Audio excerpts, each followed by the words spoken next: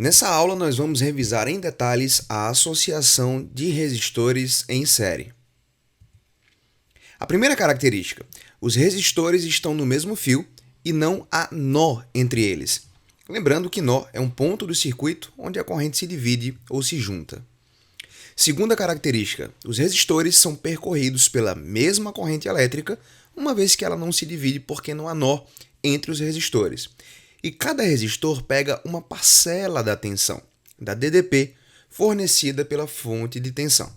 Vamos ver isso em forma de esquema. Aqui temos 3 resistores em série. Perceba que a corrente I é a mesma para os 3 resistores. A DDP no resistor R1 é o U1, a DDP no resistor 2, o 2, a DDP no resistor 3, o 3. E fica fácil ver que se somarmos o 1 mais o 2 mais o 3, ou seja, a DDP em cada resistor, eu vou ter a DDP total, que é a DDP da associação. Então, U é a tensão ou DDP total fornecida à associação, o 1, o 2 e o 3 a tensão em cada resistor. Como já falamos, o 1 mais o 2 mais o 3 é igual a U, que é a DDP total fornecida à associação. Podemos calcular a DDP em cada resistor utilizando a lei de Ohm especificamente para cada um dos resistores. Ou seja, a DDP no resistor 1 é igual à resistência do resistor 1 vezes a corrente que passa por ele. O 2 igual a R2 vezes I, o 3 igual a R3 vezes I. Perceba que a corrente elétrica se repete aqui, porque, como já falamos, a corrente elétrica é a mesma para todos os resistores. O cálculo da resistência equivalente no circuito em série é feito somando-se a resistência de cada resistor, ou seja, a resistência equivalente vai ser igual a R1 mais R2 mais R3. E lembrando que a unidade de resistência elétrica é o ohm. Vamos para um exemplo.